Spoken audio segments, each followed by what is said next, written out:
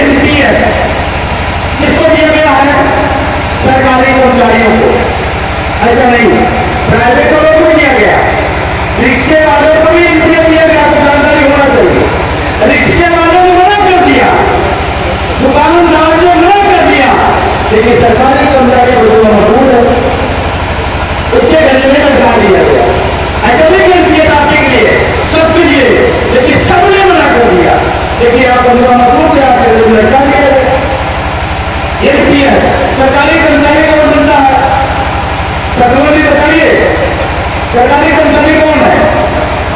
ऐसा कोई यहाँ व्यक्ति होगा जिसका पिता कलेक्टर हो, यहाँ पे बैठा, ऐसा कोई बैठा जिसका पिता विधायक हो, ऐसा कोई व्यक्ति बैठा जिसका व्यक्ति सीएम रहा हो, जिसका पिता, ये सब लोग गरीब गुरबा किसान मजदूर के बच्चे हैं जो सरकारी नौकरी में आते हैं, इनके खिलाफ शादी रची गई है। ये है एनपीएस, ये है एनपीएस, ये कोई मामूली शादी नहीं है। अभी इसी तरह की व्यवस्था अग्निवीर ला दिया गया। मैं आपसे सवाल पूछता हूं, कितने लोग अग्निवीर के समर्थन में है? कोई एक आदमी हाथ बांधे। जिस देश में अग्निवीर जैसी व्यवस्था को एक आदमी समर्थन नहीं करता, क्यों सरकार को लिए अग्निवीर बनाने पर? क्योंकि गरीब किसान का बच्चा, एक मजदूर का बच्चा देश की सेवा में जाता है, इसमें वहां अग्निवीर व्यवस्था लाई जा रही है। इसी देश का एक व्यक्ति है, उसका बेटा सिंचाई का घर बनता है, वहां अग्निवीर नहीं आने जाती है, वहां क्यों नहीं आया जाता? वहां कार्यक्रम बढ़ाया जा रहा है, और हमारे किसान के बेटा जो बॉर्डर पर अपनी जान की कुर्बानी देता है, उसके खिलाफ अग्निवीर गिराया जाता है। तो कोई छोटी लड़ाई नहीं है, और विभाग की लड़ाई नहीं है। मैं पूरे देश में जाता हूं, मैंने पूरे देश के अंदर लोगों से पूछा, एक व्यक्ति हाथ उठाने के लिए तो किसी ने उठाया। मैं पूरे देश में जाता हूं, हर कर्मचारी से मैंने पूछा एनपीएस के पक्ष में कोई हाथ उठा दे, एक ने उठाया। तो पूरा का पूरा देश कहता है को नहीं चाहिए कि आप भी बुलाना चाहते हैं। ये सवाल है, बड़ा सवाल। क्यों जानते हैं? लोअर मिडिल क्लास के पास एक बड़ा रास्ता है अपनी पोजीशन खड़ी करने के लिए, सरकारी जॉब, सरकारी जॉब। सुरेश भाई बैठ जाइए, भाई आप पूरे जाम से एक रास्ता है क्या? सरकारी नौकरी। और जिनको गुमान है कि नहीं सरकारी नौकरी के अलावा भी मेरा अस्तित्व है, पर एक मिनट के लिए आप चिंतन करिए, सबके पास दिमाग है, अपनी नौकरी को थोड़ा किनारे करिए एक सेकंड के लिए, और अपनी आर्थिक सामाजिक राजनीतिक हैसियत कैसी होगी नौकरी हटा कर। आपका बेटा जिसके दम पर पढ़ाई कर रहा था स्कूल में, आप अगर कार की पोजीशन में आए किसके दम पर, आपने अपना कोई घर बनाया किसके दम पर, आपने अपनी बहन बेटी की शादी की किसके दम पर? इसी नौकरी के दम पर। आप नौकरी बढ़ाइए, आपके पिताजी जहां थे उससे भी 10 गुना नीचे आप होंगे, उससे भी 10 गुना नीचे, क्योंकि पिताजी 2 भाई थे, उनके पास 3 बीघा खेत था, 10 बीघे आए थे। हम दूसरी तीसरी पीढ़ी में आए, हमारे पास 5 भाई है, हमारे पास 1-1 बीघा आएगा, हम उनसे भी नीचे चले जाएंगे अगर सरकारी नौकरी खत्म हो गई। और इसीलिए पहले एनपीएस लाया गया, इसका चार्ज खत्म किया जाए, और इसीलिए आगे नौकरियां भर्ती न हो, इसीलिए निजीकरण लाया गया कि हमारे किसी लोगों को नौकरी न मिले। इसीलिए देश के खिलाफ है, इसीलिए देश के घातक है। गलत नहीं हो गया, गलत हो गया। 30 लाख पद सरकारी खाली है, बताइए 30 लाख पद खाली है। और अभी एक वैकेंसी निकली थी, 543 वैकेंसी आई थी पूरे देश में, 543 वैकेंसी आई। 4 जून को तय था, 4 जून को भर दी गई, 5 भी जून नहीं हुआ। आप अपना भर लेते हो और हमारा सारे साल कमी है। आप कहोगे नहीं तो मैं जो नौकरी पा गया मैं क्यों बात करूं? सुनोगे आप तो नौकरी पा गया क्यों बात करूं? अगर यही काम हम कर देंगे तो 2004 में जब पेंशन बंद हुई थी, वही गलती उन लोगों ने किया, उन्होंने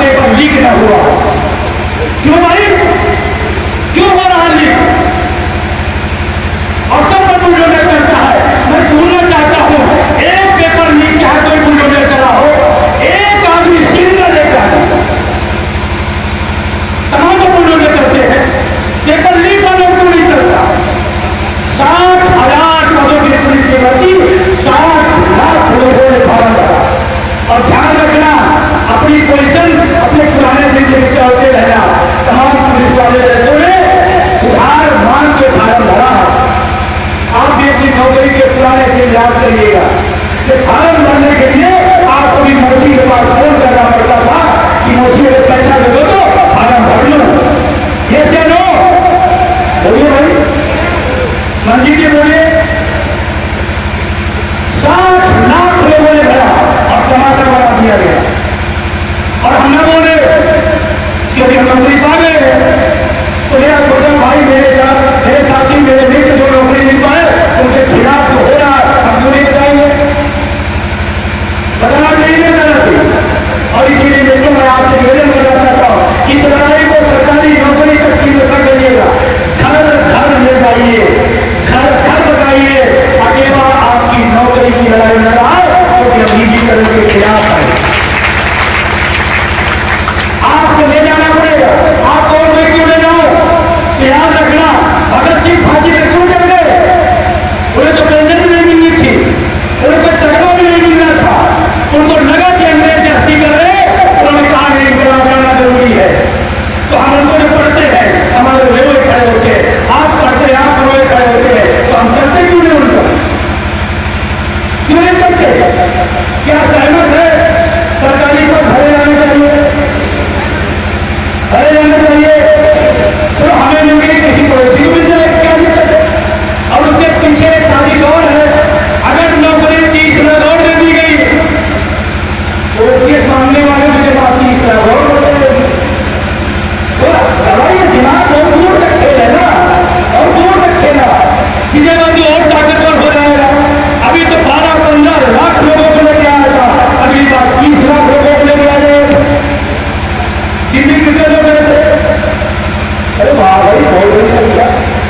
जो दिल्ली गए थे वो क्या हम बता नहीं गए, जो नहीं गए थे वो अफसोस में थे। आखिरी बात चलेगी, कोई फांसी नहीं लग जाएगी, बस इतना है कि अगली बार और पूरे देश से हमारे पास आ रहा कि बंधु दिल्ली की तय करिए। आप लोग क्या सहमत है क्या दिल्ली चला जाए क्या, क्योंकि मेरा मन ऐसा हो रहा है दिल्ली पहले बार लखनऊ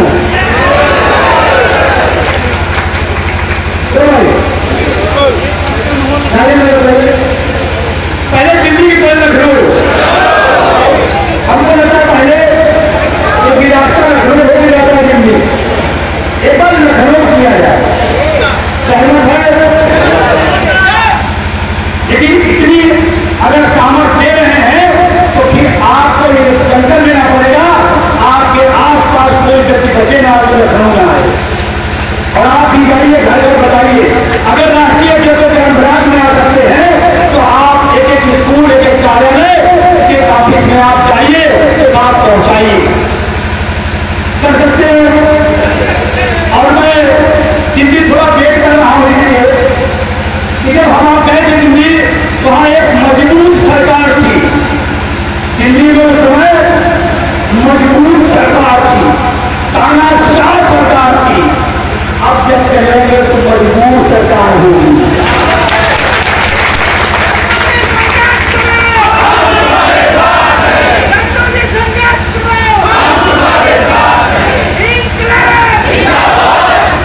अब बैसाखी की सरकार है, अब हड़प खत्म है, तुरंत मिजाजी खत्म है। अब की जब दिल्ली आएंगे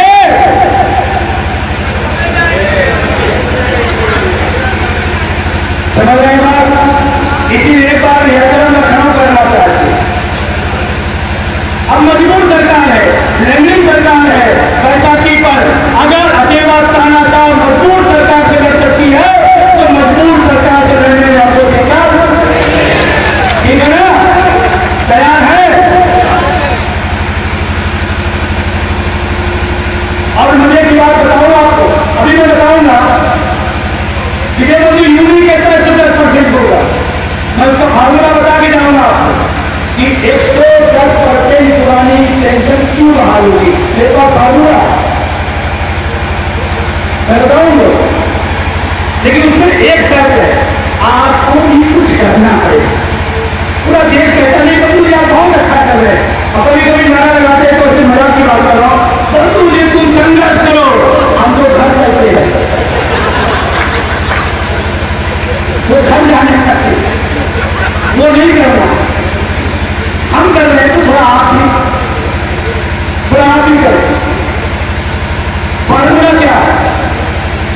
अभी एक बहुत अच्छा फार्मूला है।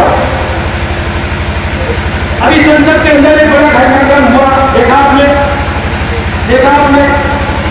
पहले अकेला नेताओं विधायकों सांसदों के पीछे पीछे दौड़ता था, मेरी बात सुन लो, मेरी बात समझ लो, मेरी बात कह लो। 30 विधायक साहब कहते थे तो एक विधायक सुनता था और उसमें आधा विधायक उठाता था। पहले अकेला पीछे पीछे चलती थी नेताओं के, आज मुझे फक्र है अकेला पर, आज नेता पीछे पीछे अकेला हो कहता है। चलना नहीं चलना, अभी संसद में देखा आपने, कोई आप नहीं खड़ा, कोई पकड़ा हो मैं उठाओ नहीं कर अकेला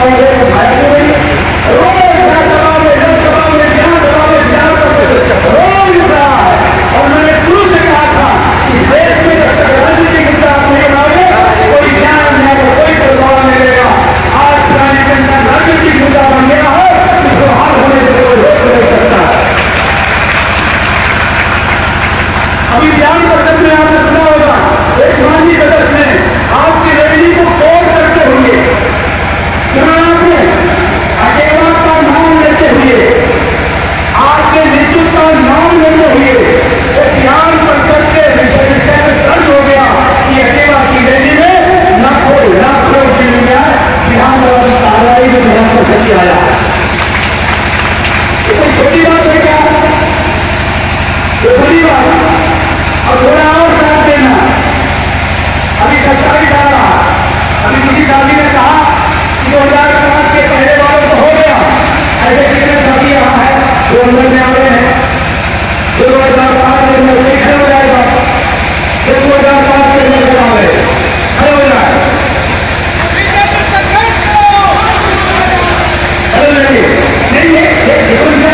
नहीं कि संघर्ष होता है, संघर्ष खड़े नहीं जाएगा, आपको पैसा मिलेगा क्या दिक्कत, दूर कहानी को बढ़ा दीजिए, आपको दिक्कत खड़े रहिए। संघर्ष होता है, ये प्रूफ आपके सामने है, मैंने इसको कहीं से लाया नहीं है, कोई चेक करके लाया आपके सामने बताया, ये आपके बीच में है। ये भी पहले एमपीएस में थे, ये पहले एमपीएस में थे, अब ओपीएस में आ गए। कहाँ गए? ओपीएस में आ गए। बात समझ आ रही है? इसका मतलब संघर्ष से हिंदू मिला है। आज साथ देना इसीलिए कहता हूं इस देश में 110% पुरानी पेंशन बहाल होगी। लेकिन जैसे कोई निवेदन है, आप लोग के बीच में हवाले में बचा रहेगा, इनको तो आप विवाद कर लीजिए, तेरा पहचान लीजिए। इसे जो निवेदन है, एक तो आपको मिल गई, आपको बधाई, आपको शुभकामना, लेकिन आपकी जिम्मेदारी बढ़ गई। छोड़ के भाग न जाइए कि 2004 वाला चला कि हम तो ये हमको चाहिए। आपकी जिम्मेदारी बढ़ गई है और आपको रोकना संघर्ष करना है इन साथियों के लिए। हम सिर्फ अपने लिए नहीं रहे थे, हम चाहते सबको। तो आपको क्या करना है? रोकना संघर्ष करेंगे और एक निवेदन, ये अनिवार्य है, ये अनिवार्य है। एक दूसरा है वैकल्पिक, आपकी मर्जी हो तो करिएगा, आपकी मर्जी हो ना करिए। लेकिन बता दो, आज आपका जितना वेतन है, आज आपका जितना वेतन है, ओपीएस में उतनी पेंशन मिलेगी। ओपीएस में उतनी ज्यादा हो सकती है, कम नहीं होगी। नोट कर लेना, जितना वेतन आप पा रहे हो ओपीएस की खासियत है उतना आपको पेंशन मिलेगी। तो आप सबसे वैकल्पिक निवेदन है, अगर आपको लगता है कि सेवा संघर्ष किया है तो आप सब अपनी तरफ से, जैसे महावीर की स्थिति भवन धर्म होना, आप अपनी स्वेच्छा से उसमें जो अधिकतम मदद करना चाहिएगा कर दीजिएगा। कम से कम इसी बहाने एक ताकत और मिलेगी पेंशन को। करेंगे नहीं करेंगे? रेडी है? तैयार है? अरे कर दीजिएगा भाई, बहुत अच्छा होता है। खुशी मनाने का मौका मिले तो खुशियां मनाना चाहिए। बहुत कुछ धन्यवाद है। आगे वालों को कैसे मिलेगा? अभी संसद में हंगामा हुआ है, अभी मैं तैयारी हूँ संसद में ताजे भी आने की। तो पॉलिटिकल साइंस के लोग होंगे तो अभी समझते मुद्दा मैं बता दिया। ट्रैफिक बिल कोई भी एलिजिबल काम करना सकता, उसको उस सांसदों का समर्थन चाहिए। अगर उन्होंने समर्थन कर दिया तो लोकसभा अध्यक्ष के पास में जाता करता कि ट्रैफिक बिल है इस विषय पर ट्रैफिक बिल है और ये हम रखना चाहते जल्दी से जुड़ा हुआ। अगर लोकसभा अध्यक्ष ने सहमति कर दिया तो इस पर 1 दिन 2 दिन 4 दिन पूरी विधिवत चर्चा होगी। कहां पर? सदन में। आप बताओ, अगर ओपीएस पर चर्चा हो तो सुनने में कितना मजा आएगा। देश की सबसे बड़ी पंचायत आपके विषय पर चर्चा करे, ये आपके लिए बहुत बड़ी बात है। और चर्चा होने के बाद ऊपर वोटिंग होगी।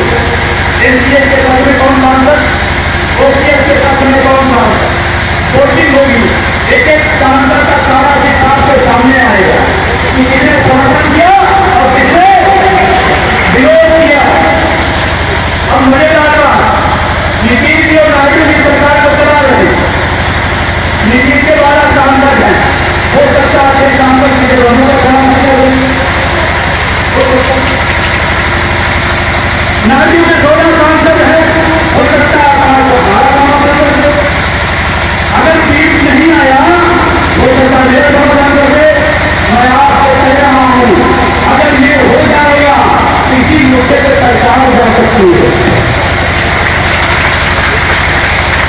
तो छोटा मोटा काम नहीं है, ये बंदूक कोई भीड़ भाटा पड़ता नहीं है कि लाख रुपया की दलाली करने का कमीशन चलाना है। मैं सबसे कहता हूं, हमने कभी दलाली नहीं की और हमने अपने लोगों को मना नहीं करता हूं। दलाली शिक्षकों के साथ दलाली करके आप जानते थे, हम दलाली नहीं, हम दिन की तैयारी कर रहे हैं।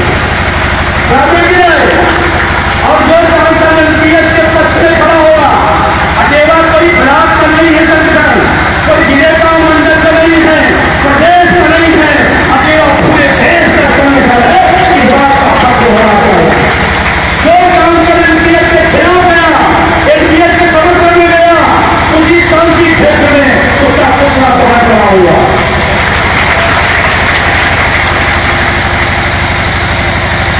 कैसे नहीं होगी ओपीएस? आपके पास आप ताकत आ गई है कि ग्रामीण द्वारा में भूटान डाली। और विपक्ष के लोगों को मैं धन्यवाद देना चाहता हूं, उन्होंने हमारे मुद्दे को उठाया है, लेकिन अभी मैं संतुष्ट नहीं हूं। मैं जानता हूं कि हमारे मुद्दे पर विधानसभा लोकसभा हमारे मुद्दे को पहल मिले और मजबूती के साथ लड़ाई करा जाए, ये विपक्ष की मांग है। आपके सांसद राहुल गांधी जी हैं और मनोहर जी की बधाई देता हूं, इसी धरती से हैं, पूरे देश के विपक्ष के नेता हैं, तमाम मुद्दों पर सवाल उठाते हैं, लेकिन अभी तो ओपीएस का सवाल नहीं रहा है। मैं रायबरेली से कहता हूं, आपकी जनता इस पर आपसे सवाल उठाने को पूछती है कि आप रायबरेली के लोगों को और ओपीएस के मुद्दे पर आप बोलो। और अगर राहुल गांधी जी, मैं रायबरेली आज कह रहा हूं, अगर ओपीएस के मुद्दे पर आपका भाषण नहीं आता है तो रायबरेली में आपको भी काला झंडा और आपका टुकड़ा खोजने का काम करिए। क्योंकि मेरी मोहब्बत किसी पार्टी किसी नेता से नहीं है, मेरी मोहब्बत मैं मुद्दे से है। और मैं एक अकेला आदमी हूँ, राष्ट्रीय तत्व हूँ, मैं कह रहा हूँ, मैं बेहद स्वार्थी आदमी हूँ अपने मुद्दे के लिए, अपने मुद्दे के लिए बेहद आदमी हूँ। आप ये क्या बात बोल रहे हो कि पार्टी से जिसको विधायक बनाओ, जिसको सांसद बनाओ, जिसको मंत्री बनाओ, उसका टिकट नहीं देता, वो बदल देता है। हम भी बदलना चाहते हैं।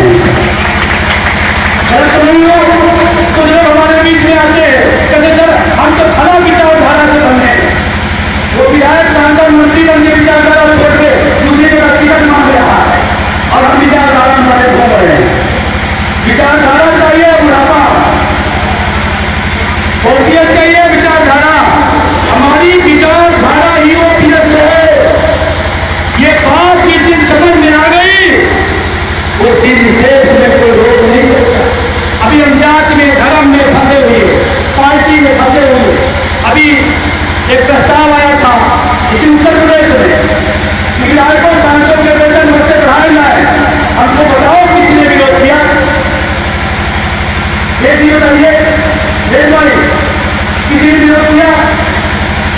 किसी ने विरोध किया?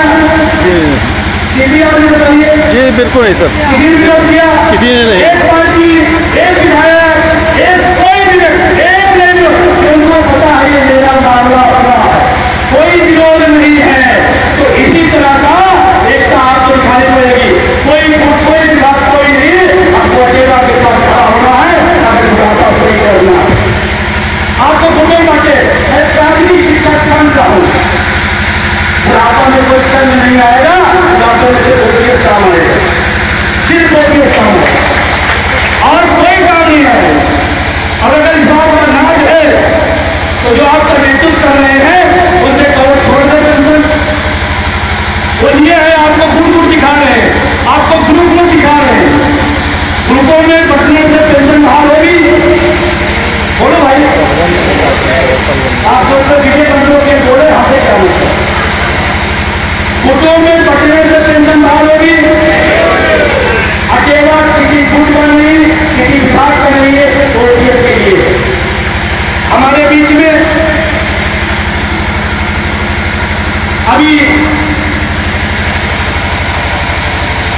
हमारे पास आज भी हमें लगता है सुबह तो फोन आया था, आज कहीं नहीं बोलो भाई साहब, महामंत्री बता दो, आज भी सुबह दो फोन आए थे, किसका? देश के सैनिक बलों का।